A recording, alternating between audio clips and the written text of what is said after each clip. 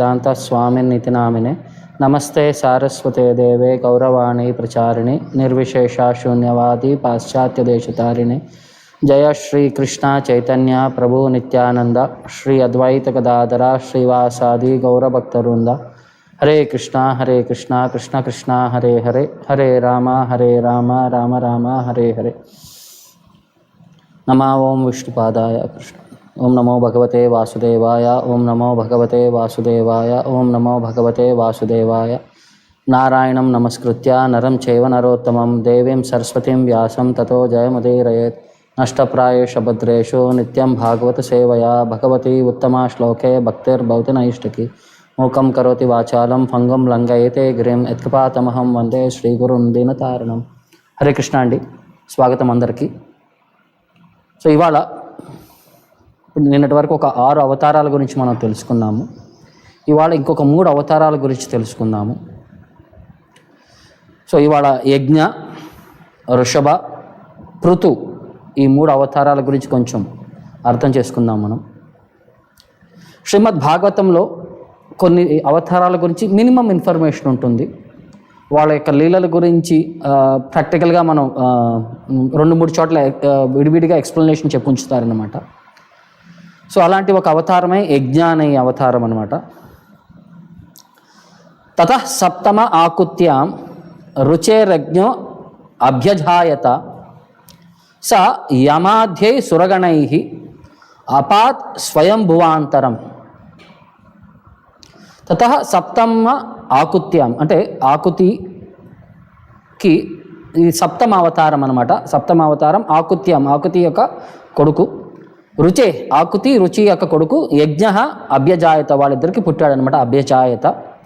సమ యమాధ్యై సురగణై, ఆయన కొడుకులైన యమ ఆది సురగణై దేవతలందరూ ఆయన కొడుకులందరూ కూడా ఆయన అసిస్ట్ చేస్తూ అపాత్ స్వయంభువాంతరం, స్వయంభువ మను సమయంలో క్వాలిఫైడ్ పర్సన్ ఇంద్రుడు కూర్చోవడానికి ఎవరు లేకపోయేసరికి భగవంతుడే యజ్ఞ అని చెప్పి యజ్ఞ పురుషుడి కింద ఆయన అవతారం తీసుకొని ఆయన ఇంద్రుడి యొక్క పోస్ట్ని ఫిల్ఫిల్ చేసుకుంటూ దేవతల కింద ఆయన కొడుకుల్ని అసిస్ట్ చేయించుకుంటూ స్వయంభూ మన్వంతర టైంలో ఆయన రూల్ చేశారు ఈ భౌతిక సృష్టిని అని చెప్పి మనకి సజెస్ట్ చేస్తుంది అనమాట ఈ శ్లోకం.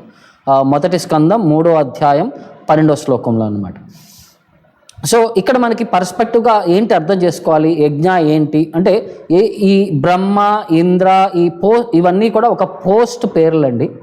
దాంట్లో ఎవరైతే క్వాలిఫైడ్గా కూర్చుంటారో వాళ్ళు, ఎవరైతే క్వాలిఫై అవుతారో ఆ పోస్ట్లో వాళ్ళకి రెస్పాన్సిబిలిటీస్ ఇస్తారన్నమాట. యమ ఇవన్నీ కూడా ఒక్కొక్కసారి క్వాలిఫైడ్ పర్సన్ లేకపోతే భగవంతుడే స్వయంగా ఆ పోస్ట్లో కూర్చుంటాడనమాట. ఆయనే అవతారం తీసుకొని, ఇంద్రుడు లేనప్పుడు ఆయనే ఇంద్రుడు అవుతుంటాడు, బ్రహ్మ లేనప్పుడు ఆయనే బ్రహ్మ కింద ఆయన ఆ పొజిషన్ని యాక్సెప్ట్ చేస్తుంటాడనమాట భగవంతుడే. సో ఈ విధంగానే ఈ అవతారం కూడా యజ్ఞ. స్వయంభువ మన్వంతుల టైంలో క్వాలిఫైడ్ పర్సన్ ఎవరు లేకపోయేసరికి ఆయనే ఇంద్రుడి పొజిషన్లో యజ్ఞ అని చెప్పి ఆయన అవతారం తీసుకొని ఆయన ఇంద్రుడి పొజిషన్లో యాక్సెప్ట్ చేశారంట. మరి స్వయంభూ మన్వంతరం ఆయనకి 2 కొడుకులు 3 కూతురులు. ఉత్తానపాద, తర్వాత ప్రియవ్రత 2 కొడుకులు, 3 కూతురులు దేవహూతి, ఆకుతి, ప్రసూతి. దేవహూతి యొక్క కొడుకు మనకు ఆల్రెడీ కపిల ముని గురించి ఆల్రెడీ నేర్చుకున్నాము. ప్రసూతిని దక్షకి ఇచ్చేయడం అనమాట. దక్షాన్ని పెళ్లి చేసుకుంటారు. ఇప్పుడు ఆకుతిని ఆయన రుచి అని చెప్పి ఒక గొప్ప ఋషికి ఇస్తాడనమాట. ఈ రుచి యొక్క అమ్మాయిని ఇచ్చినప్పుడు ఒక సంబంధం అంటే ఒక ఒప్పందం పెట్టుకున్నాడు అనమాట. నీ నుంచి కలిగే మగ సంతానాన్ని నాకు వెనక్కి ఇవ్వాలి. ఎందుకంటే స్వయంభూ మనకు అర్థమైందనమాట. రుచి ఆకుతి నుంచి ఒక భగవంతుడి అవతారం రాబోతుంది. సో ఆయన ఏమనుకున్నాడంటే నాకు ఎలాగో అవతారానికి తండ్రి అయ్యే అవకాశం నాకు కావాలి అని చెప్పి పౌత్రిక ధర్మం అని చెప్పి నేను మా అమ్మాయిని ఇచ్చిన కండిషన్ ఏంటయ్యా అంటే నీకు ఇచ్చే కొడుకుని నువ్వు నాకు వెనక్కి దత్తత ఇవ్వాలి అని చెప్పి ఆ కండిషన్ పైన ఆయన పెళ్లి చేస్తాడనమాట. సో ఋషి కూడా ఆయన కూడా గొప్ప తపస్వి. ఆయన కూడా ఆధ్యాత్మికంగా బాగా అడ్వాన్స్డ్ స్టేజ్లో ఉన్నాడనమాట. సో వీళ్ళిద్దరికీ కవల పిల్లలు పుడతారు. సో యజ్ఞ ఆయనతో పాటు ఒక కూతురు కూడా పుడుతుందనమాట. సో ఆకుతి ఆయన పౌత్రికా ధర్మం అంటే పుత్రికా ధర్మం కింద ఆయన రిచువల్స్ అని అంటే చేసిన తర్వాత ఆయన ఒప్పుకుంటాడు అనమాట. సో తర్వాత కొడుకు పుట్టినప్పుడు కొడుకుని స్వయంభూ మనువుకి ఇస్తాడనమాట. స్వయంభూ మనువు కూడా ఎందుకంటే ఆయన తపస్సు ఎందుకు చేస్తున్నాడంటే డైరెక్ట్గా భగవంతుడే, ఇద్దరు కొడుకులు ఉన్నా సరే అతనికి భగవంతుడే కొడుకు కింద పొందాలి అని చెప్పి ఒక కోరిక ఉండింది, అభిలాష ఉండింది. సో ఆ కోరికను నెరవేర్చుకోవడానికి ఈయన ఈ విధంగా ఎంగేజ్ అయ్యాడు, ఈ ప్రాసెస్లో ఒప్పందం పెట్టుకున్నాడు అని చెప్పి మనకి భాగవతంలో నిదర్శనం ఇస్తున్నారనమాట. సో ఈయన కూడా బ్రాహ్మణికల్ సిద్ధాంతంలో బాగా క్వాలిఫికేషన్ పొందిన ఆయన కూడా ఒక ప్రజాపతి అనమాట. అందుకని చెప్పి ఆయనకి తపస్సు చేసే అంటే పల్లవాడి కావాలన్నప్పుడు ఆయన కూడా తపస్సు చేసి భగవంతుడిని సాటిస్ఫై చేసి భగవంతుడిని ఆయన అవతారం కింద ఆయన జన్మ తీసుకున్నాడు అనమాట. సో ఆయనకి యజ్ఞ అని చెప్పి ఒక కొడుకు కూడా పుట్టాడు. యజ్ఞతో పాటు లక్ష్మీదేవి కూడా ఒక పార్షియల్ ఇన్కార్నేషన్ ఆయనకి కూతురు కింద పుట్టిందనమాట. సో స్వయంభూ మనం యజ్ఞ కొడుకుని తెచ్చుకున్నాడు అనమాట. తర్వాత కూతుర్ని దక్షిణ అని చెప్పి కూతురుంటే ఆయన కూతుర్ని పెంచుకున్నాడు అనమాట. ఇప్పుడు ఏమవుతుంది, స్వయంగా పుట్టినా సరే ఇప్పుడు దక్షిణ ఏమవుతుందంటే ఆల్మోస్ట్ మేనకోడలు మేనమామ అయిపోతుంది అనమాట. సో అంటే భగవంతుడు కూడా ఎప్పుడు లక్ష్మీ నారాయణ ఎప్పుడు సపరేట్గా రారండి, వాళ్ళు ఎప్పుడు కలెక్టివ్గానే వస్తుంటారు అనమాట. సో ఆమె కూడా చిన్నప్పటి నుంచి భగవంతుడినే మ్యారేజ్ చేసుకుందామని చెప్పి ఆమె కూడా చిన్నప్పటి నుంచి ఎంగేజ్లో ఉంటుంది అనమాట. తర్వాత ఆమె పెద్ద అయిన తర్వాత యజ్ఞాన్ని పెళ్లి చేసుకుంటుంది అనమాట దక్షిణ. సో మను కూడా కొంచెం బాధపడ్డాడు అనమాట, ఎందుకంటే పుట్టింది ఒకటే కొడుకు అయితే అతను నాకు ఇచ్చేస్తే రుచి ఏమన్నా ఇబ్బంది పడతాడో ఏమన్నా ఈ కండిషన్ పెట్టినంత మాత్రం అనేసరికి అప్పుడు ఆయనకు ఒక కూతురు కూడా సైమల్టేనియస్గా పుట్టేసరికి అతను ఓకే అట్లీస్ట్ నా కొడుకుని ఇచ్చేసేంత మాత్రాన ఆయనకు ఒక కూతురు ఉంటుంది, ఈ విధంగా కూడా ఆయన సాటిస్ఫై అవుతాడు, ఆయన పుత్రుడు లేడు అంటే పిల్లలు లేరు అని చెప్పి బాధపడ్డు అని చెప్పి ఆయన కూడా కొంచెం ఆలోచించాడు అనమాట. సో తర్వాత పెద్దవాళ్ళు అయిన తర్వాత దక్షిణాన్ని మళ్ళీ పెళ్లికి ఇచ్చేస్తారు, యజ్ఞాకి ఇచ్చి పెళ్లి చేస్తారనమాట. ఎందుకంటే ఆమె భగవంతుడినే భర్త కింద పొందాలని చెప్పి ఆమె చాలా ఆతృతతో ఒక ఇంటెన్సిఫైడ్ తపస్సులాగా ఆమె చేస్తుందనమాట, భగవంతుడినే పొందాలి అని చెప్పి. సో వీళ్ళిద్దరి యొక్క సంపర్కంలో 12 మంది పిల్లలు పుడతారనమాట. సో వీళ్ళు 12 మంది పిల్లల్లో తోష, ప్రతోష, సంతోష, భద్ర, శాంతి, ఇదాస్పతి, ఇద్మ, కవి, విభు, శ్వాన, సుదేవ, రోచన. సో వీళ్ళందరూ కూడా వేరియస్ దేవతల కింద వాళ్ళ పొజిషన్స్ యాక్సెప్ట్ చేస్తారనమాట. యజ్ఞ ఇంద్రుడైనప్పుడు ఆయనకి సపోర్ట్ చేయడానికి ఈ కొడుకులందరూ కూడా వేరియస్ పొజిషన్స్ తీసుకుంటారనమాట. సో వీళ్ళందరినీ ఆ దేవతలందరినీ కూడా తూషితాస్ అని అంటారనమాట. స్వయంభూ మన్వంతర టైంలో వాళ్ళందరినీ తూషితాస్ అని అంటారనమాట. సో మరీచి సప్త ఋషుల యొక్క హెడ్ అయ్యారనమాట. యజ్ఞ బికేమ్ ఇంద్ర అనమాట.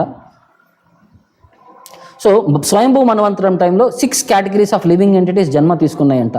ఆయన సమయంలో ఆయన మనువుగా ఉన్నప్పుడు ఆయన నుంచి సృష్టి వచ్చినప్పుడు 6 కేటగిరీస్ ఆఫ్ లివింగ్ ఎంటిటీస్ జన్మ తీసుకున్నాయని చెప్తారు. ఏంటంటే మనువులు, దేవతలు, మనుపుత్రులు, అంశావతారాలు, సురేశ్వరాలు అండ్ ఋషులు.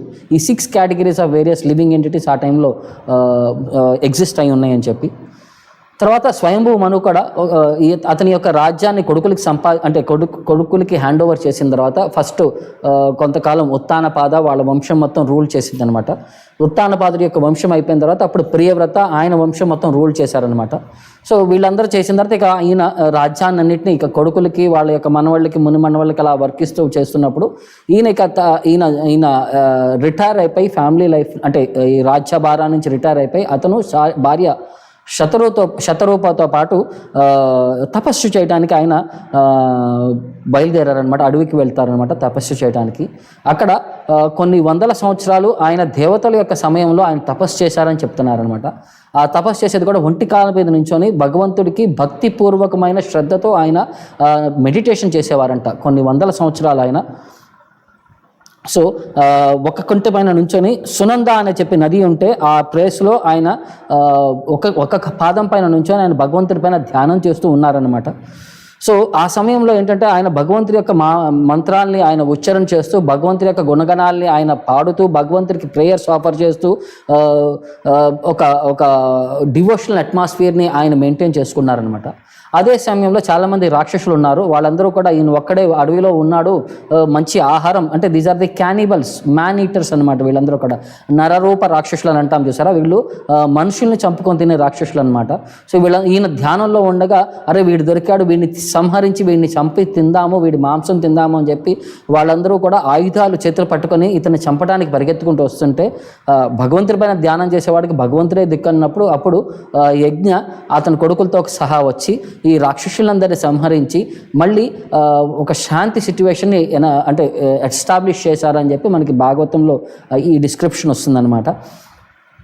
సో అప్పుడు ఆయన కొడుకులైన యమ వాళ్ళందరితో కలిపి ఈ రాక్షసులందరినీ సంహరించి ఆయన ఇంద్రుడి యొక్క పొజిషన్ని ఆ సమయంలో కొంచెం కాలం వేకెంట్గా ఉండేసరికి రెస్పాన్సిబుల్గా ఎవరు హ్యాండిల్ చేయలేకపోయేసరికి వాళ్ళందరినీ కంట్రోల్ చేయడానికి ఆయన ఇంద్రుడి యొక్క పొజిషన్ తీసుకున్నాడని చెప్పి మనకి ఇక్కడ భాగవతం యొక్క నిదర్శనం. ఇది 8వ స్కందంలో దీని అంటే ఆయన పుట్టుక గురించి ఆయన పెళ్లి దగ్గర నుంచి అది 4th స్కందం 1వ అధ్యాయంలో వస్తుందన్నమాట. ఈయన మ్యారేజ్ గురించి ఈ డీటెయిల్స్ అన్ని కూడా 8వ స్కందంలో ఈయన నెక్స్ట్ స్వయంభూ మనుని ఎలా కాపాడాడు, ఆయన ఇంద్రుడి యొక్క పోస్ట్ని ఎలా యాక్సెప్ట్ చేశాడని చెప్పి 8వ స్కందంలో మన్వంతరాల గురించి డిస్కషన్ వచ్చినప్పుడు అక్కడ మళ్ళీ ఫర్దర్ డిస్క్రిప్షన్ ఇలా వచ్చిందనమాట.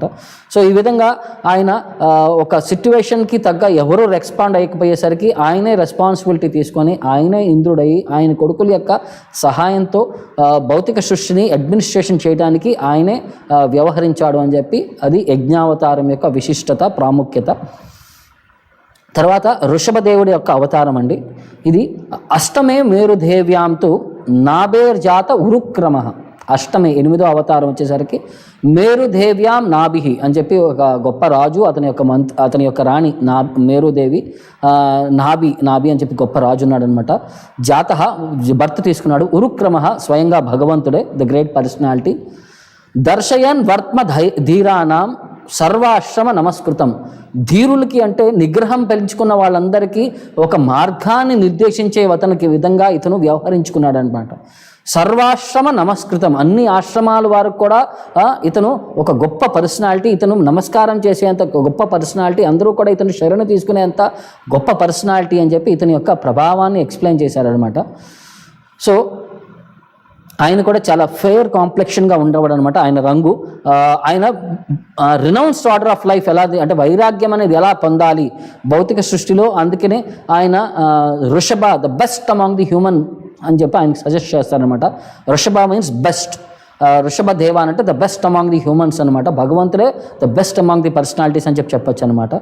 సో ఆయన నాభి అనే రాజుకి ఒక పుత్రుడి కింద జన్మ తీసుకున్నప్పుడు ఆయన చాలా ఎగ్జాల్టెడ్ పర్సనాలిటీ అండి. ఆయన గుణగణాలని భాగవతం ఎలా డిస్క్రైబ్ చేస్తుందంటే ఆయన యొక్క పాయిస్ కానీ, ఆయన యొక్క ఇన్ఫ్లుయెన్స్ కానీ, ఆయన యొక్క స్ట్రెంగ్త్ కానీ, ఆయన యొక్క ఎంతూసియాజం కానీ, ఆయన యొక్క బాడీలీ లెస్చర్ కానీ, ఆయన యొక్క అదర్ ట్రాన్సెండెంటల్ క్వాలిటీస్ కానీ ఎవరు కూడా ప్రపంచంలో అప్పుడున్న వాళ్ళలో ఎవరిని కూడా కంపేర్ చేయలేమన్నమాట. ఆయనకి యొక్క గుణగణాలని ఎవరితో కూడా సరిసమానంగా ఆయనకి దరిదాపుల్లో కూడా ఎవరు లేరనమాట. అలాంటి ఆయన అనమాట. అందుకనే ఆయనకి వృషభ అని అంటారు, ద బెస్ట్ అని చెప్పి ఆయనకి అతని తండ్రి గారు పేరు పెడతారనమాట. సో ఒకసారి ఏమైందంటే ఒక సిచ్యువేషన్ ఎలా వచ్చిందంటే వాళ్ళ ఊర్లో ఇంద్రుడు ఆయన పైన కోపం పడి వాళ్ళ ఊర్లో వర్షం కురిపించడం మానేశాడు అనమాట వాళ్ళ రాజ్యంలో. సో ఇంద్రుడికి ఆయన ధిక్కారించేసి ఈ ఇంద్రుడి యొక్క లెక్క చేయకుండా ఆయనే స్వయంగా ఆత్మమాయతో ఆయనకి రాజ్యానికి ఎంత వర్షం కావాలి, ఎంత నీరు కావాలి అనేది ఒక రీఎనాక్ట్మెంట్ పాస్ట్ టైం చేశాడు అనమాట. అప్పుడు ఇంద్రుడు ఆయనకి భయపడిపోయి మళ్ళీ వచ్చి సరెండర్ అయ్యి ఆయనకి పెళ్లి చేసుకోవడానికి తర్వాత ఒక భార్యని ఇస్తాడనమాట. జయంతి అని చెప్పి ఒక అమ్మాయిని ఇచ్చి ఆయన్ని సాటిస్ఫై చేస్తాడనమాట, పెళ్లి చేసుకోండి అని చెప్పి. సో ఈ విధంగా ఆయన ఒక టైఅప్ అవుతాడనమాట. సో భగవంతుడి యొక్క కెపాసిటీ అదే. దేవతలు చూడండి మీరు, ఇదే సేమ్ సిచ్యువేషన్ మనకి గోవర్ధన పర్వతం వచ్చినప్పుడు కూడా ఇంద్రుడు కొంచెం అహంకారం ఉన్నప్పుడు ఇంద్రుడితో మనకేంటి సంబంధం, ఇంద్రుడిని మనం లెక్క చేయాల్సిన అవసరం లేదు. He's just an order carrier. The supreme lord కృష్ణుడు వచ్చేసరికి దేవాది దేవుడు అని చెప్పి ఒక పాయింట్ ప్రూవ్ చేయడానికి ఆయన గోవర్ధనం పర్వతం ఎలా ఎత్తి చూపించాడో, సో ఇక్కడ కూడా ఋషభదేవుడు ఇంద్రుడు వర్షం కురిపించకపోతే వాడిపైన రెస్పాన్సిబిలిటీ అనేది లేకుండా హీ హిమ్సెల్ఫ్ పర్సనలీ ఆయన వర్షాన్ని కురిపించి అందరికీ వాళ్ళకి సుఖ సంతోషాలకి సమృద్ధిగా అన్నీ కూడా అన్ని పాడి పంటలన్నీ కూడా సమృద్ధిగా పండే విధంగా ఆయన మేనేజ్ చేశారని చెప్పి భాగవతంలో డిస్క్రిప్షన్ వస్తుందన్నమాట. తర్వాత ఆయన తన కొడుకు ఆయన జయంతిని పెళ్లి చేసుకున్న తర్వాత తండ్రి గారి తర్వాత ఇతనికి రాజ్యాన్ని వనరించి ఆయన అడవికెళ్ళి తపస్సు చేస్తారనమాట. తర్వాత ఈయన తర్వాత కొంతకాలం గురువు గారి దగ్గర గురుకులంలో నేర్చుకుని తర్వాత రాజ్యాన్ని చేపట్టినప్పుడు జయంతిని పెళ్లి చేసుకుని ఆమె ద్వారా 100 మంది కొడుకుల్ని ఆయన అంటే 100 చిల్డ్రన్కి ఆయన బర్త్ని ఇస్తాడనమాట. ఇందులో 9 మంది పరమహంసాలు అవుతారనమాట, పరమ సన్యాసీస్ అవుతారు, నవయోగేంద్రాస్ అని చెప్పి భాగవతం 11th క్యాంటోలో వీళ్ళ యొక్క గ్లోరియస్ టీచింగ్స్ నారదముని వసుదేవుడి యొక్క డిస్కషన్లో వాళ్ళ గురించి డిస్కషన్ వస్తుంది. నవయోగేంద్రాస్ అని చెప్పి వాళ్ళు అంటారు. They are the highest preachers of Srimad Bhagavatam అనమాట. తర్వాత ఒక 10 మెంబర్స్ క్షత్రియులు అవుతారు. తర్వాత ఒక 81 మంది బ్రాహ్మణులు అవుతారు అనమాట ఈ 100 మంది పిల్లల్లో కూడా. సో ఒకసారి ఈ 100 మందికి ఆయన ఎక్స్ప్లెయిన్ చేస్తూ ఆధ్యాత్మిక తత్వం గురించి 5వ స్కందం 5వ చాప్టర్లో rules and regulations of spiritual life అనేది అందరికీ ఎలా వనరచాలి అని చెప్పి ఆయన ఫుల్ డీటెయిల్స్ ఎక్స్ప్లెనేషన్ ఇస్తారనమాట. అక్కడ ఉండే వాళ్ళందరికీ కూడా ఎక్స్ప్లెయిన్ చేసే విధానంగా అతని కొడుకులకి ఒక డైరెక్ట్గా ఆయన ఇన్స్ట్రక్ట్ చేస్తూ పబ్లిక్ అందరికీ కూడా ఆయన ఈ విధమైన ఇన్స్ట్రక్షన్స్ ఇస్తారనమాట. 5వ స్కందం 5వ చాప్టర్ వృషభదేవుడి యొక్క టీచింగ్స్ కంప్లీట్ ఎలాబరేట్ టీచింగ్స్ వస్తాయండి. సో ఆయన కొడుకులు వచ్చేసరికి భరత్ మహారాజుతో పాటు అప్పటి వరకు కూడా దాన్ని భారత ఖండాన్ని మొత్తం కూడా అప్పటి వరకు కూడా అజనాభా అని అనేవారు అనమాట. సో భరత మహారాజు తర్వాత అది భారత వర్ష అని చెప్పి పేరు కింద భరత ఖండం కింద మారిపోయిందనమాట. సో భరతుడితో పాటు ఇంకా 9 మంది కొడుకులు ఉన్నారనమాట. కుషావ్రత, ఇలావ్రత, బ్రహ్మావర్త, మలయ, కేతు, భద్రసేన, ఇంద్రస్పృక్, పిప్పలాయన, అవిహోత్ర, ద్రుమిళ, చామస, కరబాజన కేతు, భద్రసేన, ఇంద్రస్పృక్, విదర్భ, కికట ఈ 10 మంది కొడుకులు వచ్చేసరికి క్షత్రువులు అయ్యారనమాట. తర్వాత కవి, హవి, అంతరిక్ష, ప్రబుద్ధ, పిప్పలాయన, అవిహోత్ర, ద్రుమిళ, చామస, కరబాజన వీళ్ళు ప్రీచర్స్ ఆఫ్ శ్రీమద్ భాగవతం అయ్యారనమాట. వీళ్ళని నవయోగేంద్రాస్ అని అంటారనమాట. సో వీళ్ళందరూ కూడా ఆధ్యాత్మిక ధర్మాన్ని ప్రజలందరికీ ప్రీచ్ చేయడానికి వీళ్ళు రోమింగ్ సన్యాసీస్ అయిపోతారు, పరివిరాజిక ఆచార్యాస్ అవుతారనమాట. సో అది తర్వాత వృషభదేవ వీళ్ళకి పుట్టినప్పుడు అంటే ఇతన్ని ఇంకొక విధంగా కూడా లెక్క చేస్తారు. వృషభదేవాని జైనిజం యొక్క సోర్స్ అని చెప్పి కూడా కొన్ని రిఫరెన్సెస్ కింద మాట్లాడతారనమాట. వృషభదేవుడి యొక్క టీచింగ్స్ని జైనిజం యొక్క ఫస్ట్ పర్సనాలిటీ కింద కూడా వాళ్ళు టీచ్ చేస్తారనమాట.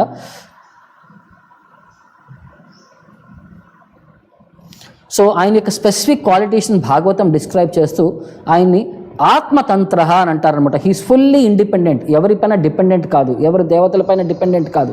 హీ సెల్ఫ్ ఇండిపెండెంట్ కెపాసిటీ అనమాట, ఆత్మతంత్ర. తర్వాత నిత్య నివృత్తానర్థ, ఆయన ఎప్పుడు కూడా free from completely material miseries, భౌతిక కష్టాలు అనేవి, భౌతిక సుఖ సంతోషాలు ఇవన్నీ మెటీరియల్కి సంబంధించిన ఏవి కూడా ఆయన ఇంపాక్ట్ అవేవి కాదనమాట. తర్వాత కేవల ఆనంద అనుభవ, ఎప్పుడు కూడా ఫుల్ ఆఫ్ ఆధ్యాత్మిక ఆనందంలో ఉండేవారంట ఆయన యొక్క లక్షణాలు. తర్వాత ఈశ్వర, హీఈస్ ది కంప్లీట్ కంట్రోలర్ అనమాట. తర్వాత సమహ, అందరికీ సరిసమానంగా వ్యవహరించేవాడు అనమాట, ఈక్వి పాయిస్ట్ అని చెప్తారనమాట. తర్వాత ఉపశాంత, he is undisturbed by material senses. మన ఇంద్రియాలు నిగ్రహంలోకి చాలా ఉండటం చాలా కష్టం అండి. బట్ ఆయన ఇంద్రియాలు అసలు ఆయన కంప్లీట్ కంట్రోల్లో ఉంటాయి అనమాట. ఎందుకంటే ఆయనే హృషికేశ కాబట్టి మాస్టర్ ఆఫ్ ది సెన్సెస్. ఇంద్రియాలు ఆయనకి పరిపూర్ణంగా ఆయన కంట్రోల్లో ఉంటాయి. అందుకని ఉపశాంత, ఇంద్రియాల్ని కంప్లీట్గా నిగ్రహంలో పెట్టుకోగలిగిన ఆయన అనమాట. మైత్ర, ఆయన అందరికీ ఫ్రెండ్గా వ్యవహరించేవాడు అనమాట. అందరికీ ఆధ్యాత్మికంగా ముందుకు తీసుకెళ్ళటానికి ఆయన వ్యవహరించేవాడు కాబట్టి Maitra, friend of well wisher of every one అని చెప్పచ్చు అనమాట. తర్వాత కారుణీక, అందరికీ ఆయన కరుణ చూపించేవాడు అనమాట. అందరికీ ఆధ్యాత్మికంగా వాడి యొక్క స్థితుల నుంచి వాళ్ళని ముందుకు పరచడానికి ఆయన ఎండివర్ చేశాడు కాబట్టి ఆయన యొక్క కరుణ, అందుకనే కారుణీక అని చెప్పి ఇవన్నీ కూడా ఆయన లక్షణాల కింద మాట్లాడతారండి, ఋషభదేవుడి యొక్క లక్షణాలు. ఆయన యొక్క యాక్టివిటీస్ ఏంటయ్యా అంటే వర్ణాశ్రమ ధర్మం ప్రకారం ఆయన స్ట్రిక్ట్గా అంటే ఆయన ఒక గృహస్థగా ఉన్నప్పుడు స్ట్రిక్ట్గా ఒక వర్ణాశ్రమ రూల్స్ అండ్ రెగ్యులేషన్స్ ఫాలో అయ్యారండి. తర్వాత కొడుకులకి రాజ్యాన్ని అప్పగించిన తర్వాత ఆయన ఒక పరివిరాజిక ఆచార్యుల అంటే ఒక శరీరాన్ని కూడా పట్టించుకోకుండా ఒక అవధూత స్టేజ్కి మారిపోతారనమాట. అంటే భౌతిక శరీరాన్ని పట్టించుకోకుండా ఆయన రూల్స్కి అతీతంగా మారుతారనమాట. కాలేనానుగతం ధర్మం, కాలానుసారం అనుగతం ధర్మాన్ని అనుసరిస్తూ ఆయన ధర్మానికి అతీతంగా వ్యవహరిస్తాడు. ఎందుకంటే భగవంతుడు ఒకసారి ఆధ్యాత్మికంగా ఈ భౌతిక సృష్టికి సంబంధించిన రిలేషన్స్ అన్ని కట్ అయిపోతే ఇక భౌతిక రూల్స్ అనేవి ఆయనకి అప్లై అవ్వవు. కాబట్టి ఆయన ఆధ్యాత్మికంగా వ్యవహరించారంట. ఆయన పర్సనల్ క్యారెక్టర్ ద్వారా జనాలందరికీ ఆయన శిక్షణని ఇచ్చారనమాట. ఆచార్యేణ అన ఉపేక్షికాక్షయన్ ఉపశిక్షయన్, ఆచార్యైన ఉపశిక్షణ, ఒక ఆచార్యుడిలాగా పబ్లిక్ అందరికీ కూడా ఎలా వ్యవహరించాలి, చివరి జీవితంలో మనం భగవంతుని పొందటానికి మనం ఏ విధంగా జీవితం వైపు కంప్లీట్గా ఫ్యామిలీ లైఫ్లోనే చివరి వరకు కొట్టుకుంటూ పోవాలా, లేకపోతే చివరిలో భగవంతునికి మన సమయాన్ని ఎలా కేటాయించాలి, ఎలా వ్యవహరించాలి అని చెప్పి ఆచార్య ఉపశిక్షణ, ఒక ఆచార్యుడిలాగా ఉపశిక్షణ ఇచ్చారన్నమాట పబ్లిక్ అందరికీ కూడా. ఎందుకంటే జనాలందరూ కూడా అతత్విధం, వాళ్ళందరికీ ఎలా చేయాలని చెప్పి ఒక ట్రైనింగ్ లేదనమాట. ఎవరు కూడా వాళ్ళని ఇలా వ్యవహరించండి అని చెప్పలేదనమాట. ఎందుకంటే వాళ్ళందరూ కూడా వర్ణాశ్రమ ధర్మాలను ఎలా వ్యవహరించాలి అని చెప్పి వాళ్ళకి జ్ఞానము లేదు, వాళ్ళకి టీచింగ్స్ లేవన్నమాట. అర్థం చేయలేదు, ఎవరు వాళ్ళని టీచ్ చేయలేదన్నమాట. అందుకనే ఆయన కూడా చాలా చాలా రెగ్యులేటెడ్గా వ్యవహరించేవాడు అనమాట. ఒక ఫ్యామిలీ లైఫ్లో ఉన్నప్పుడు ఫ్యామిలీ లైఫ్కి సంబంధింగా ఒక పర్ఫెక్ట్ గృహస్థ ఎలా వ్యవహరించాలి అలా చేశారనమాట. తర్వాత అతని కొడుకులకి కూతుర్లకి వాళ్ళందరికీ మంచి లైఫ్ని ఒక ధర్మార్థ యశ ప్రజా ఆనంద అమృత అవరోధేన గృహేషు లోకం, ఒక మెటీరియల్ లైఫ్లో ఎలా వ్యవహరించాలంటే ఒక మ్యారీడ్ లైఫ్లో ధర్మాన్ని పాటిస్తూ అర్థాన్ని సంపాదించుకుంటూ యశ పేరును సంపాదించుకుంటూ ప్రజా ఆనంద పబ్లిక్ అందరికీ సుఖ సంతోషాలను ఇచ్చే విధంగా, తర్వాత ఆయన కొడుకులకి కూతుళ్ళందరికీ వాళ్ళ రెస్పెక్టివ్ డ్యూటీస్ చేసి వాళ్ళకి రెస్పెక్టివ్ ఫెసిలిటీస్ని ప్రొవైడ్ చేసి అమృత అవరోధేన గృహేషు లోకం, గృహస్థ ఫ్యామిలీ లైఫ్లో కూడా అన్లిమిటెడ్ ఒక హ్యాపీనెస్ అనేది ఎలా లీడ్ చేయాలి, ఒక కంటెంటెడ్ లైఫ్ అనేది ఒక సుఖ సంతోషాలను ఎలా పొందగలగాలని చెప్పి ఆయన ఒక ఎగ్జాంపుల్ కింద టీచ్ చేశారంట. పబ్లిక్ అండ్ గృహేషు లోకం for the people in general కూడా ఆయన వ్యవహరించారనమాట. తర్వాత ఆయన ఇన్స్ట్రక్షన్స్ ద్వారా పబ్లిక్ అందరికీ కూడా ఎలా వ్యవహరించాలి అని చెప్పి ఒక స్టాండర్డ్ని సెట్ చేశారనమాట. సో ఆయన ఈ మనలో ఉండే అహంకారాన్ని ఎలా త్యజించాలి, ముక్తికి ఎలా మనం ఆస్కారం పొందాలి అని చెప్పి కొన్ని టీచింగ్స్ మనకి ఇస్తారనమాట. సో దాన్ని భాగవతంలో ఇది ఆయన చెప్పిన టీచింగ్స్లో ఇలా వస్తుందన్నమాట. అంటే ఆయన ఏమంటారంటే గురువు గారి యొక్క నిర్దేశాన్ని ఫాలో చేస్తూ ఫస్ట్ భక్తితో వాళ్ళు గురువు గారి యొక్క ఇన్స్ట్రక్షన్స్ని వాళ్ళు ఇంప్లిమెంట్ చేయగలగాలన్నమాట. హంసే గురవు మయి భక్త్యా అనువృత్య, ఒక ప్యూరిఫైడ్ కాన్షియస్నెస్లో వాళ్ళు గురువు గారికి సేవను వనర్చాలి, భక్తియుక్తమైన సేవను వనర్చాలి అని చెప్పి చెప్తున్నాడు అనమాట. తర్వాత వితృష్ణయ, భౌతిక సబ్జెక్టుల గురించి కంప్లీట్గా డిటాచ్మెంట్గా వ్యవహరించాలి అని చెప్పి చెప్తున్నాడు అనమాట. ద్వంద్వ తితిక్షయ, ద్వంద్వ అంటే భౌతిక ప్రపంచంలో కూడా సుఖ దుఃఖ, హ్యాపీనెస్ ట్రిస్టెస్, నేమ్ ఇన్ఫేమి, అంటే ఇవన్నీ కూడా ఎప్పుడు పక్కనే వస్తాయి అనమాట. ఈ ద్వంద్వాలన్నింటినీ తితిక్షవ టాలరేట్ చేయగలగాలన్నమాట. తర్వాత సర్వత్ర జంతోర్ వ్యసనవ గత్య, భౌతిక జీవుల యొక్క ఈ కష్టమైన సిచ్యువేషన్ కూడా అర్థం చేసుకొని వాళ్ళని ఈ భౌతిక ప్రపంచం నుంచి ఎలా ఉద్ధరణ చేయాలి అని చెప్పి అతను ఆలోచించే విధానం అనమాట ఇది. తర్వాత జిజ్ఞాసయ, భగవంతుడి యొక్క తత్వం గురించి ఒక ఎంక్వైరీ అనేది మెయింటైన్ చేసుకోగలగాలి, జిజ్ఞాస. తర్వాత తపస్స, మరి ఆ ఎంక్వైరీ పొందడానికి తపస్య అనే చెప్పి ఒక క్వాలిఫికేషన్ చేయాలి, తపస్సు చేయాలి భగవంతుడి గురించి జ్ఞానం పొందాలంటే.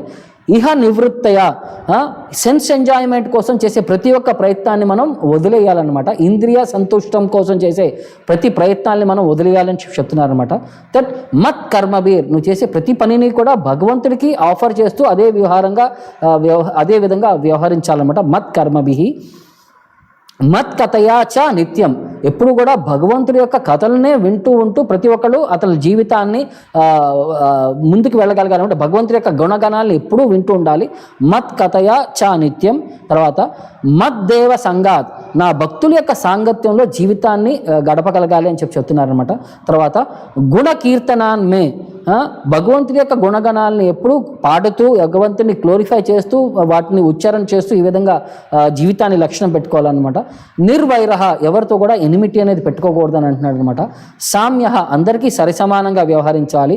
ఉపశమేన, యాంగర్, లామెంటేషన్, ఫియర్ ఇలాంటి క్వాలిటీస్ అన్నింటినీ అతను నిగ్రహంలో పెట్టుకోగలగాలన్నమాట. కోపాన్ని కంట్రోల్లో పెట్టుకోగలగాలి, కోరికల్ని కంట్రోల్లో పెట్టుకోగలగాలి, ఇలా విషయాలన్నింటినీ కూడా అతను నిగ్రహంలో పెట్టుకోగలగాలన్నమాట. తర్వాత జిహాసయ దేహ గేహాత్మ బుద్ధేహే, ఆత్మబుద్ధి అంటే మనమే శరీరం అని చెప్పి అన్న భావాన్ని త్యజించి వేయాలన్నమాట.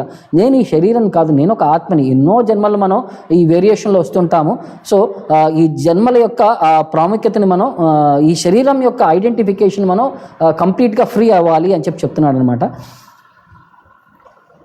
తర్వాత ఆధ్యాత్మ యోగేన, శాస్త్రాలన్నింటినీ క్షుణ్ణంగా చదివి వాటి యొక్క సారాంశాన్ని అర్థం చేసుకోగలగాలన్నమాట. వివిక్త సేవయ, మరి భగవంతుడి యొక్క సేవ చేయాలంటే ఒక సెక్లూడెడ్ ప్లేస్లో, ఒక ప్రశాంతమైన ఆధ్యాత్మికంగా మనల్ని ముందుకు తీసుకెళ్లే ప్లేస్లో మనం భగవంతుడి యొక్క తపస్సు చేయాలని చెప్తున్నారనమాట. ప్రాణేంద్రియ ఆత్మాభిజాయేన, ఈ వాయువుని ఎలా కంట్రోల్ చేసుకోవాలి, మనసుని ఎలా కంట్రోల్ చేసుకోవాలి, ఇంద్రియాలను ఎలా కంట్రోల్ చేసుకోవాలి, వీటన్నిటిని నిగ్రహణ ప్రాక్టీస్ చేయాలన్నమాట. సత్ శ్రద్ధయ, భక్తి శ్రద్ధలతో వేదిక్ లిటరేచర్స్ పైన అతను ఫోకస్గా పెంపొందించుకోవాలన్నమాట. బ్రహ్మచర్యేన శాశ్వత, ఎప్పుడు బ్రహ్మచర్యాన్ని పాటించగలగాలన్నమాట. తర్వాత అసంప్రమాదేన, ఒకళ్ళ యొక్క రెస్పెక్టివ్ డ్యూటీస్ని ఎప్పుడు కూడా పర్ఫామ్ చేయాలన్నమాట. పక్కనోడిది బాగుంది అని చెప్పి నా డ్యూటీని వదిలేయడం మంచిది కాదని చెప్పి ఆయన చెప్తున్నారు. తర్వాత యమేన వాచ్యం, అన్నెసరీ టాక్, భగవంతుడి సబ్జెక్ట్ కాకపోతే ఇక వేరే విషయాల్లో మనం మాట్లాడకూడదు. దాన్ని అంటే గ్రామ్య కథ నా సునీబా, అంటే గ్రామ్య కథ అంటే వరల్డ్లీ మ్యాటర్స్ని మనం మాట్లాడకూడదు, ఓన్లీ కృష్ణ కథ గురించి మాట్లాడాలని చెప్తున్నారనమాట. గ్రామ్య కథ అంటే యమైన వాచ్యం అంటే మాటల్ని రెగ్యులేట్ చేసుకోగలగాలంట. ఎందుకంటే దానికి ఇంకొక పాయింట్ కూడా చెప్తారు. ఈ శరీరం అనేది ఒక మెషిన్ లాంటిదండి. Machine comes with a shelf life. దానికి ఇన్ని మాటలు మాట్లాడాలని చెప్పి దానికి ఒక స్పెసిఫిక్ డెస్టినేషన్ ఉంటుందన్నమాట. ఒక మెషిన్ కొన్నామనుకోండి, దాని యొక్క షెల్ఫ్ లైఫ్ ఇన్ని రోజులు వ్యవహరిస్తుంది అన్నది. మనం కనుక ఎక్కువ మాట్లాడేసామనుకోండి, చివరికి మన మాటలు రెస్పాండ్ అవటం మానేస్తాయి అంట. అందుకనే మాటని మనం చాలా జాగ్రత్తగా వ్యవహరించాలని చెప్పి చెప్తున్నారనమాట.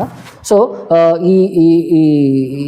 అందుకనే మాటని వాళ్ళు ఏమంటున్నారంటే యమేన వాచ్యం, భగవంతుడి మాటలు కాకపోతే ఇంకా వేరే విషయాల్లో మాటలు మాట్లాడకూడదు అని అంటున్నారు అనమాట. సర్వత్రా మద్భావ విచక్షణైన, అన్ని చోట్ల కూడా భగవంతుడి యొక్క ప్రజెన్స్ని పర్సూ చేయగలగాలి. అది ఉత్తమాధికారి యొక్క లక్షణం. ఆ స్టేజ్కి రాగలగాలన్నమాట. ఎక్కడ చూసినా సరే భగవంతుడి యొక్క ఎనర్జీని చూడగలిగే విధానానికి రాగలగాలన్నమాట. తర్వాత జ్ఞానేన విజ్ఞాన విరాజితేన, భగవంతుడికి సంపాదించడానికి, రియలైజేషన్ పొందడానికి మనం జ్ఞానాన్ని పెంపొందించుకోవాలన్నమాట. ఆ పర్సెప్షన్ రావడానికి భగవంతుడిని అన్ని చోట్ల పర్సీవ్ చేయగలిగే అంత కెపాసిటీకి ఆ జ్ఞానాన్ని పెంపొందించుకోవాలి. దీంతోపాటు యోగాని ప్రాక్టీస్ చేయగలగాలన్నమాట. సో ఇలాగా ఒక 25 క్వాలిటీస్ ఆయన కొడుకులకి ఉద్దేశిస్తూ ఈ విధంగా ఆయన టీచ్ చేశారు అని చెప్పి చెప్తున్నారనమాట. ఎంటైర్ భాగవతం 5వ చాప్టర్ 5వ స్కందంలో 11వ వర్ష నుంచి 14వ వర్ష వరకు ఈ 25 క్వాలిటీస్ యొక్క నిదర్శనం ఆయన ఎక్స్ప్లెయిన్ చేశారండి, ఋషభదేవుడి యొక్క టీచింగ్స్ అనమాట. దీంతోపాటు ఆయన ఫైనల్గా ఏం చెప్తారంటే, భక్తి యోగా ద్వారా చాలా పేషెంట్గా వ్యవహరిస్తూ ఎంతూసియాస్టికల్లీ భగవంతుడి యొక్క సేవలో జ్ఞానంతో పాటు వ్యవహరిస్తే ఈ అహంకారాన్ని మనం వదిలేయచ్చు అని చెప్పి ఆయన సజెస్ట్ చేస్తున్నారనమాట. భక్తియుక్త సేవ ద్వారా మాత్రమే ఈ అహంకారాన్ని వదిలిపెట్టి మనం ఆధ్యాత్మికంగా ముందుకు వెళ్ళొచ్చు. అహంకారం అంటే అక్కడ మనకి పతనం గ్యారంటీ అనమాట. సో చిన్న ఉదాహరణ, ఎవరికైనా మనం చూపించాలనుకోండి, మనకి ఎవరికైనా కోపం ఉందనుకోండి, ఏళ్ళు చూపిస్తాం, వాడికి ఒకేళ్ళు చూపిస్తున్నాం, మనకు 3 ఏళ్ళు మనకు వైపు చూపిస్తున్నాం, అది మనకు ఎవరు అర్థం చేసుకోవట్లేదు అనమాట. అంతే. సో మనం ఎవరినైనా ఏదైనా అన్నా సరే, మనం ఏదైనా చెప్పినా సరే అహంకారంతో వ్యవహరించకూడదు. ఆత్మ స్టేజ్ నుంచి మనం వ్యవహరించగలగాలి. ఎందుకంటే శరీరం అనేది ఇవాళ ఉంటుంది, రేపు ఉండదు. అశాశ్వతమైనది శరీరం, శాశ్వతమైనది ఆత్మ. ఆ లెవెల్లో వ్యవహరించమని చెప్పి ఋషభదేవుడు టీచింగ్స్ చేస్తున్నాడు అనమాట. తర్వాత వాళ్ళ కొడుకులందరికీ జీవిత సత్యాన్ని, ఆధ్యాత్మిక తత్వాన్ని ఆయన నిర్దేశించిన తర్వాత ఆయన ఈ భౌతిక శరీరాన్ని ఆయన కంప్లీట్గా డిటాచ్ అవుతూ అవధూత వేష అంటే అవధూత వేషాన్ని ఆయన యాక్సెప్ట్ చేస్తారండి. ఒక సొసైటీకి సంబంధం లేకుండా ఇక ఒంటిపైన బట్టలు ఉన్నాయా లేదా, ఏ స్థితిలో ఉన్నానో కూడా ఏమీ తెలియట్లేదు. నోట్లోంచి మాటలు రాకూడదని చెప్పి రాళ్ళు నోట్లో కుక్కుకొని మాటలు రాకుండా దాన్ని నిగ్రహంలో పెట్టుకునేవాడు అనమాట. తర్వాత జడ అంధ ముఖ బహిర పిశాచ ఉన్మాదవత్, ఒక జడ ఒక రాయిలాగా వ్యవహరించేవాడు అనమాట. అంధ ఒక గుడ్డివాడిలాగా వ్యవహరించేవాడు అనమాట. మూక ఒక మాటలు రాని వాడిలాగా వ్యవహరించేవాడు అనమాట. బధీర ఒక చెవుడు ఉన్నవాడిలాగా వ్యవహరించేవాడు అనమాట. పిశాచ ఉన్మాదమత ఒక దెయ్యం పట్టిన వాడిలాగా వ్యవహరించేవాడు అనమాట. ఆయన చూస్తే ఎవరు కూడా అంత గొప్ప చక్రవర్తి ఈ విధంగా మారిపోయాడు, ఒక పిచ్చివాడిలాగా బట్టలు వేసుకోకుండా రోడ్ల పైన చెమిటివాడు గుడ్డివాడు అలా వ్యవహరించేవాడా అని చెప్పి జనాలకు కూడా అర్థమయ్యేది కాదనమాట. జనాలందరూ కూడా జనానాం అభిభాష్యమానాహ అపి, వాళ్ళందరూ కూడా పిచ్చి పేర్లు పిలిచినా సరే అతను అసలు వ్యవహరించేవాడు నన్ను కాదని చెప్పి ఆయన శరీరానికి ఎన్ని పేర్లు పిలిచినా ఇదే నా శరీరానికి నా పేరు అది కాదు కదా అని చెప్పి ఆయన ఆటోమేటిక్గా అలా వ్యవహరించేవాడు అనమాట. సో గృహీత మౌనవ్రత తుష్ణీం బభూవ, బయటకు అందరికీ మౌనవ్రతం యాక్సెప్ట్ చేసేవాడు అనమాట, ఎవరితో మాట్లాడేవాడు కాదు. తుష్ణీం బహువ, బట్ అంతరంగంగా మాత్రం చాలా సంతోషంగా వ్యవహరించేవాడు అనమాట. తుష్ణీం బభూవ, he is very much inner happiness, బాహ్య హ్యాపీనెస్ కంటే ఇన్సైడ్ హ్యాపీనెస్ కింద ఆయన చాలా వ్యవహరించేవాడని చెప్తున్నారనమాట. ఆయన యొక్క బ్యూటీ ఆయన అవధూత రూపంలో ఉన్నా సరే ఆయన యొక్క బ్యూటీని, ఆయన శరీరం యొక్క బ్యూటిఫుల్నెస్ని కవర్ చేయలేకపోయేదనమాట. ఆయన ఒంటి మీద బట్టలు లేకపోయినా సరే ఆయన శరీరం కూడా ఒక హెవీ పర్సనాలిటీ అనమాట. ఆయన యొక్క కాళ్ళు చేతులు, ఆయన యొక్క చెస్ట్, ఆయన యొక్క లాంగ్ ఆర్మ్స్ చేతులు, ఆయన యొక్క షోల్డర్సు, ఆయన యొక్క ఫేసు, ఆయన యొక్క every part of the body, కర చరణ ఉరహ స్థల విపుల బహు అంశ గల వదనాది అవ్యయవ, ఆయన శరీరం యొక్క ప్రతి పార్ట్ పర్ఫెక్షన్గా ఉండేదన్నమాట. తర్వాత అతి సుకుమార, చాలా సున్నితంగా ఉండేదన్నమాట ఆయన యొక్క శరీరం, అతి సున్నితంగా ఉండేదన్నమాట. తర్వాత అండ్ విన్యాస, అవన్నీ కూడా ఏ శరీరం ఏ భాగం ఎంతలో ఉండాలి ప్రాపర్ సిస్టమాటిక్ ప్రపోర్షన్లో ఉండే అనమాట, సిమెట్రికల్గా ఆయన యొక్క శరీరం అలా వ్యవహరించేవాడు అనమాట.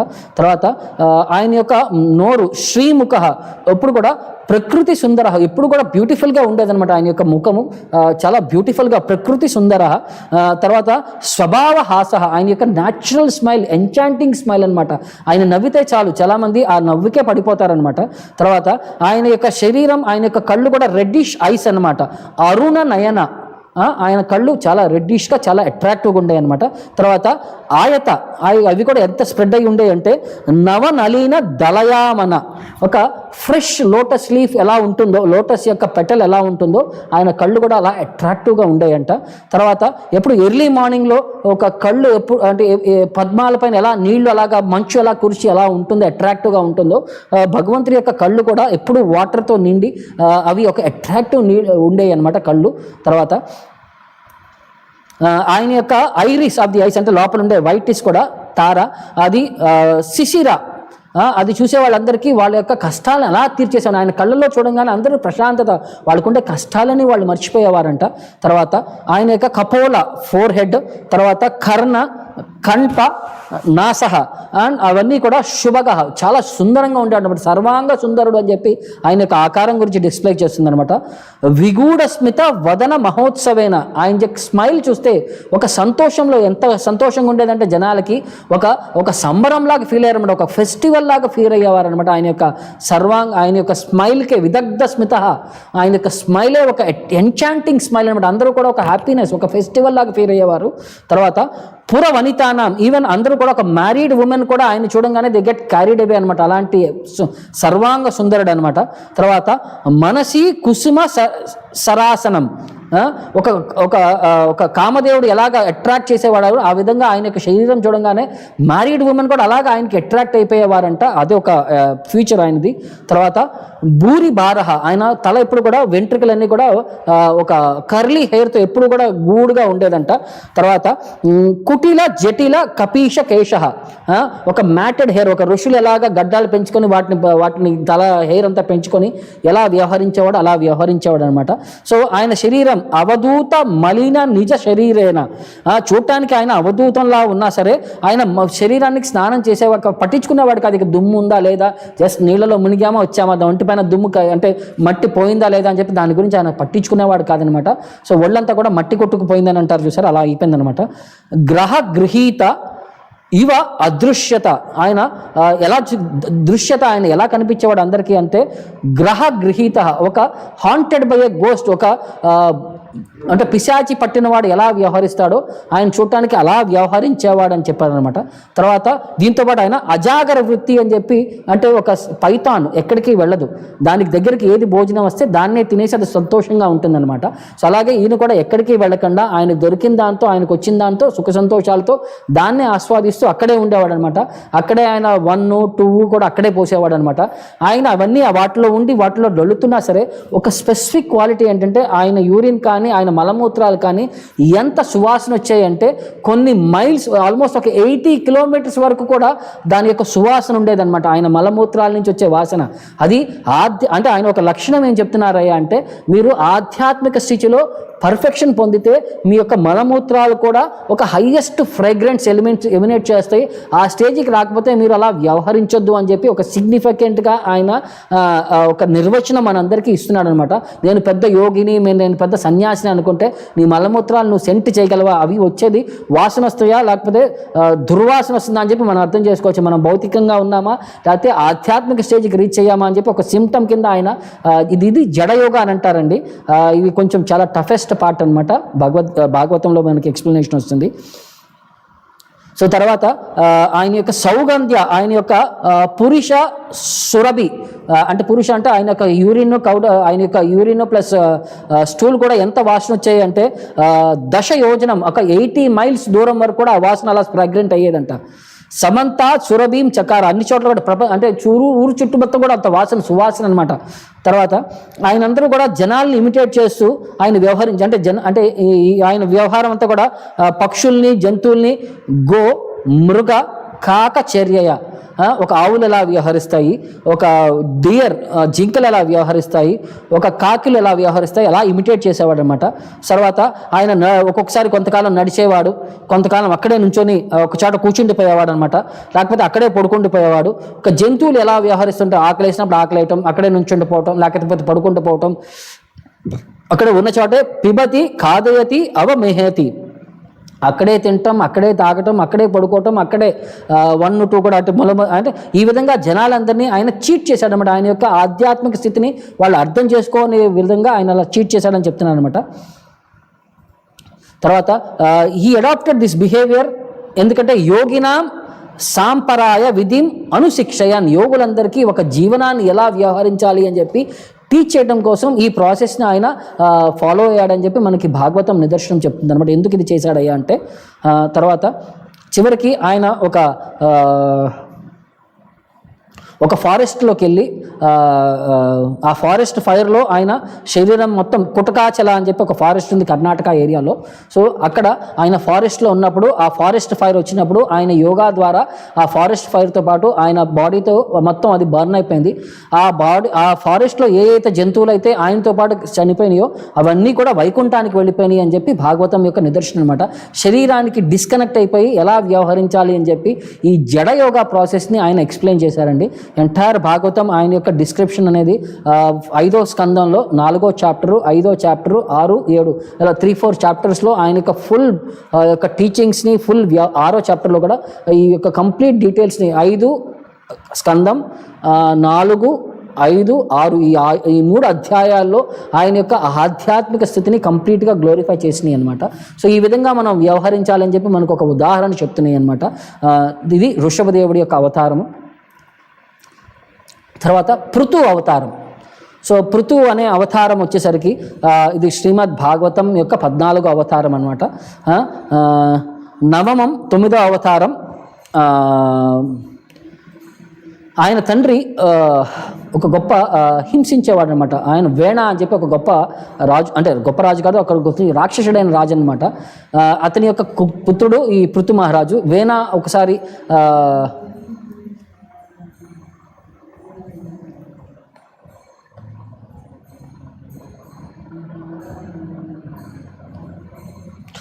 సో వేణ వచ్చేసరికి చిన్నప్పటి నుంచి కూడా చాలా వాళ్ళ నాన్న గొప్ప భక్తుడు అనమాట.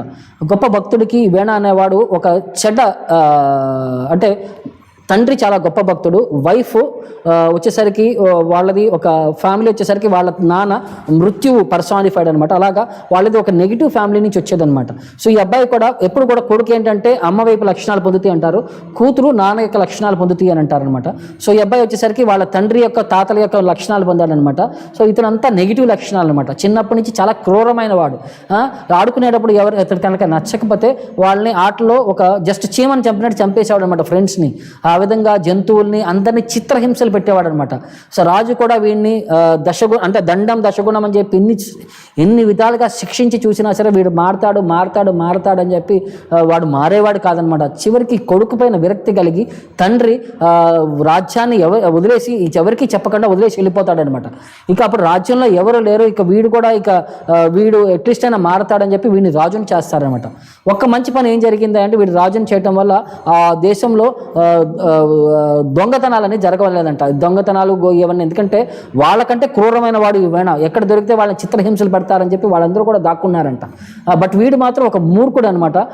దేవత అంటే ఋషులందరికీ పిలిచి నేనే దేవతని, మీరు నన్ను సాటిస్ఫై చేయాలి, యజ్ఞాలన్నీ నాకు చేయాలి, భగవంతుడికి మీరు యజ్ఞాలు చేయకూడదని చెప్పి వాళ్ళని కమాండ్ చేసినప్పుడు ఇక అంటే మొత్తం ఒక అపసృష్టి సృష్టిస్తున్నాడని చెప్పి వాళ్ళందరికీ కోపం వచ్చి శాపం పెడతారనమాట. శాపం పెట్టగానే ఇమీడియట్గా అతను చనిపోతాడు అక్కడే. సో చనిపోయేసరికి మళ్ళీ రాజ్యంలో ఈ దొంగతనాలన్నీ ఎక్కువైపోయి ప్రజల్ని రక్షణ కల్పించే వాళ్ళు ఎవరు లేకపోయేసరికి ఇతని యొక్క శరీరాన్ని వాళ్ళ అమ్మగారు ఏం చేస్తారంటే ఒక తైలంలో దాచిపెడుతుంది అనమాట. సో అతని శరీరం నుంచి తీసుకొని అతని నుంచి మళ్ళీ ఒక ప్రాసెస్ ద్వారా చర్న్ చేస్తారనమాట, ఒక స్పిరిచువల్ ప్రాసెస్ ద్వారా. So first lower part of the body నుంచి ఒక నిషాడ అని చెప్పి వస్తాడనమాట. అతని యొక్క పాపానికి ప్రతిరూపమైన ఒక పాప పురుషుడు వస్తాడనమాట, నిషాడ అని చెప్పి. తర్వాత అతని యొక్క శరీరం నుంచి భగవంతుడు, ఆయన యొక్క భార్య పృథు మహారాజ్, అతని యొక్క భార్య అర్చి, వాళ్ళిద్దరూ కూడా అప్పర్ పార్ట్ నుంచి జనరేట్ అయ్యారు. మంచి నుంచి భగవంతుడు జనరేట్ అవుతాడు, పాపం నుంచి ఒక పాప పురుషుడు వచ్చాడని చెప్పి చెప్తారనమాట. సో భగవంతుడు జనరేట్ అయిన తర్వాత పృథు అతనికి రాజ్యాన్ని శాంక్షన్ చేసిన తర్వాత అతనికి రూల్స్ అండ్ రెగ్యులేషన్స్ అన్ని అతనికి అంటే ఎక్స్ప్లెయిన్ చేయాల్సిన అవసరం లేదు, మొత్తం అతనికి హ్యాండ్ ఓవర్ చేసిన తర్వాత అతను భూమిని చాలా బాగా కాపాడాడు, రాజ్యాన్ని చాలా బాగా చూసుకున్నాడంట. అప్పటి వరకు ఒక అన్క్వాలిఫైడ్ పర్సన్ రాజు అయ్యేసరికి భూమి ఆమె ప్రొడ్యూస్ని బయటికి పెట్టడం వదిలేసింది అనమాట.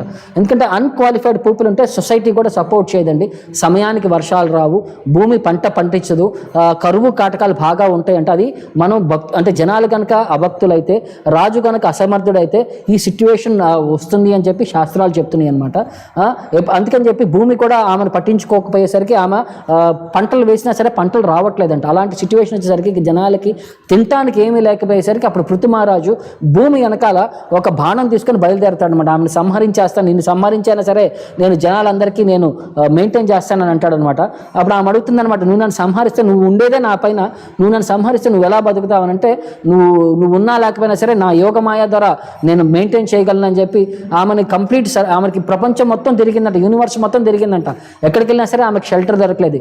ఇక ఆమె కాంప్రమైజ్కి వచ్చేసరికి పృథు మహారాజ్ దగ్గరికి వచ్చి, ఎందుకు నన్ను సంహరించాలనుకుంటున్నావు?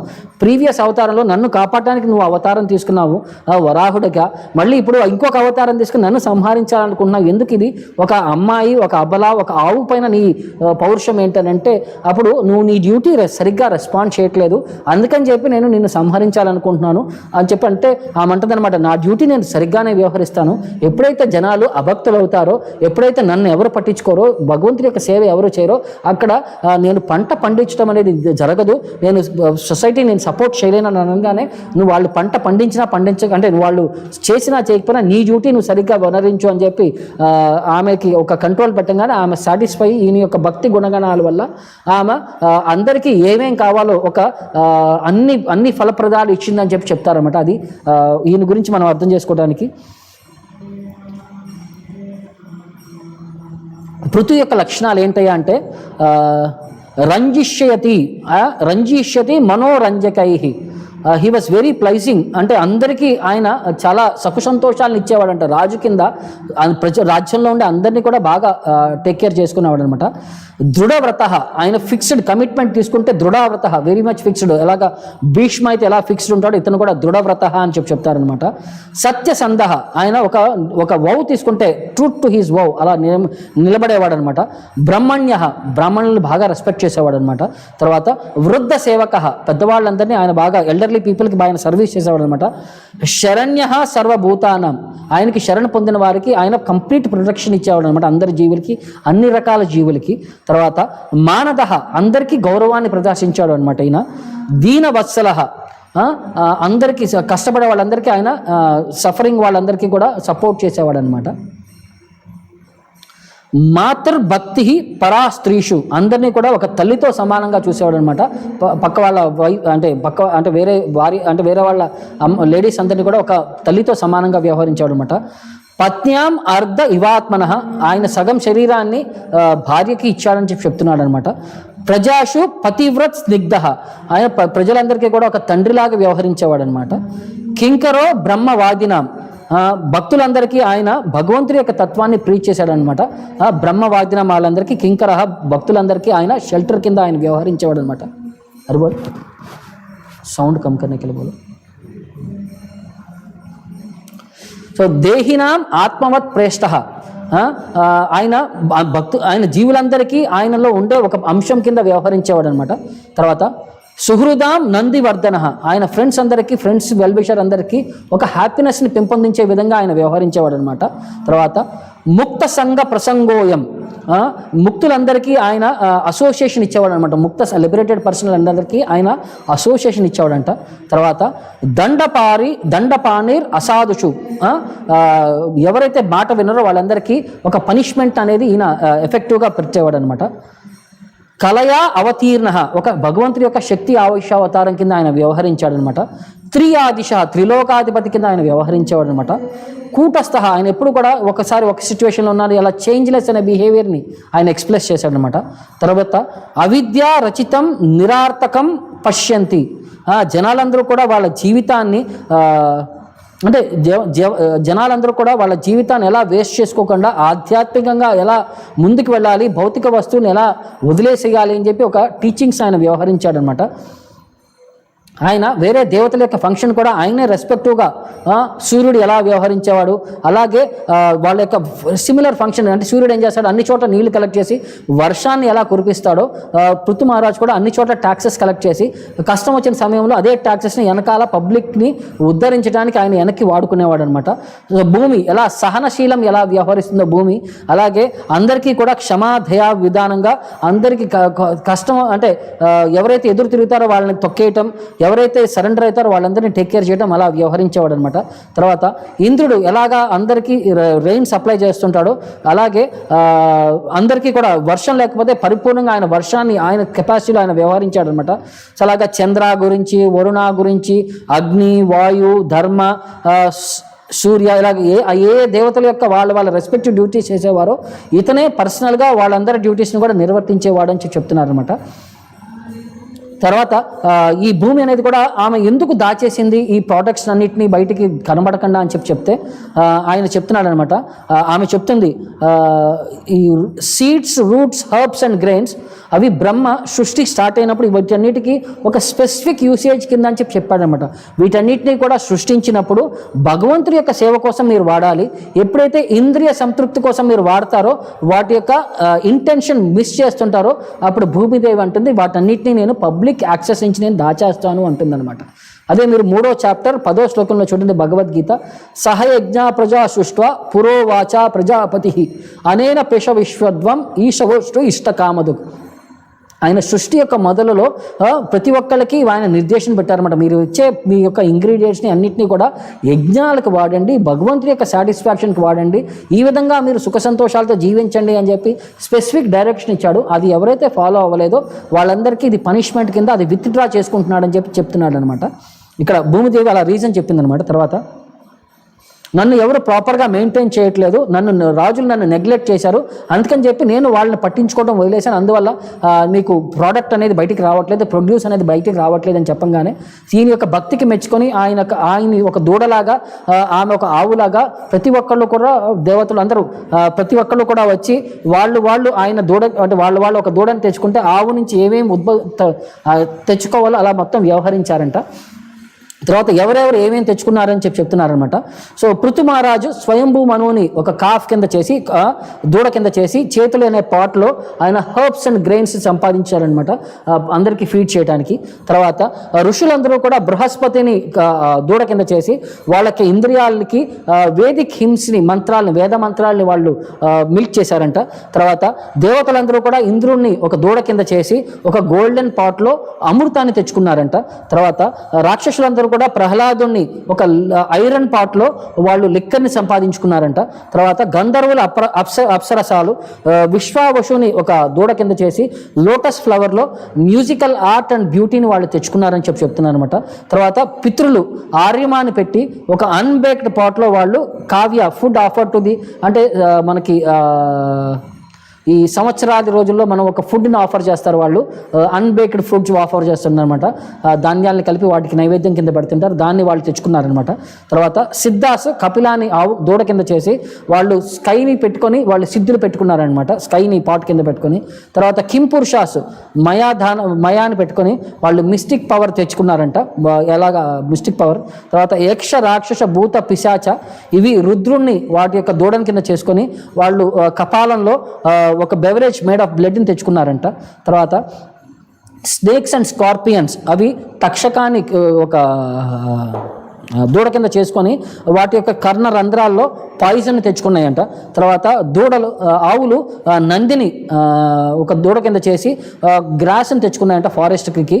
తర్వాత కార్నివోరస్ యానిమల్స్ లయన్ని ఒక దూడ కింద చేసుకొని వాటిని ఫ్లెష్ని తెచ్చుకున్నాయంట. తర్వాత బర్డ్స్ గరుడ వాటిని కడుపుని పెట్టుకొని ఇన్సెక్ట్స్ అండ్ ఫ్రూట్స్ని తెచ్చుకున్నాయంట.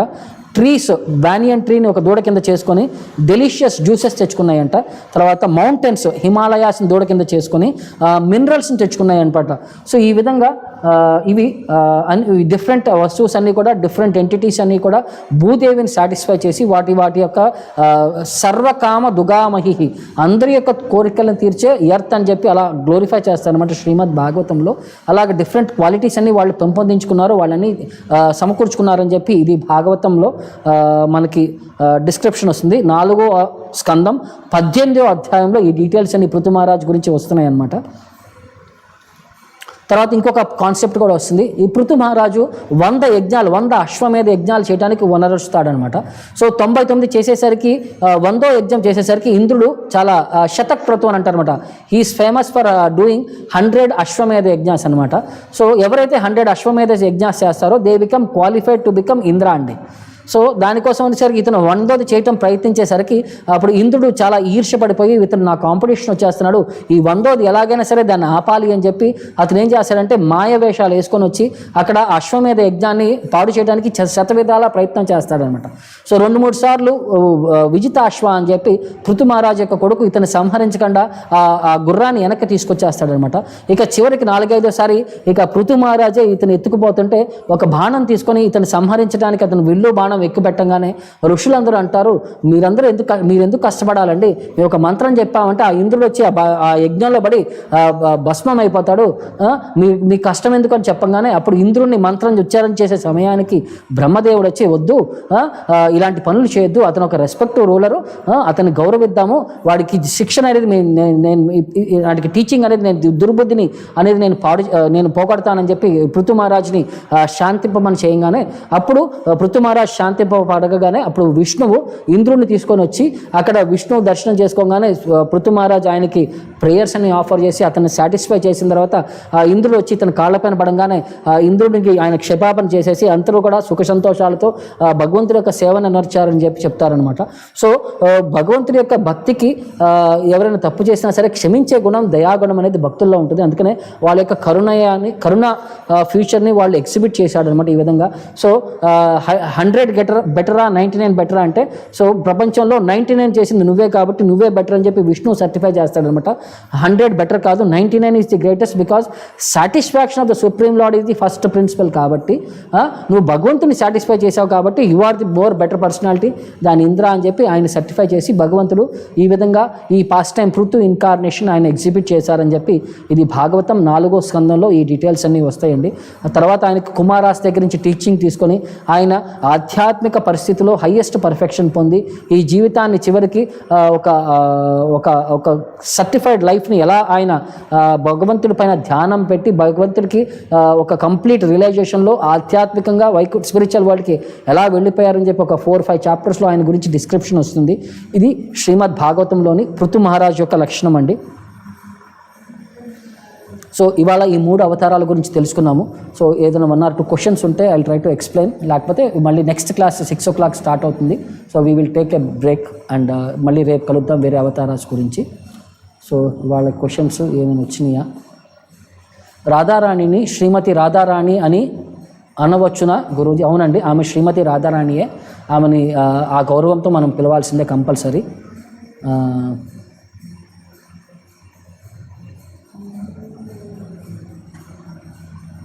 So no questions have come as of now. మీరు ఎవరైనా క్వశ్చన్స్ ప్రజెంట్ చేస్తే మనం తీసుకుందాము, లేకపోతే I will take a break.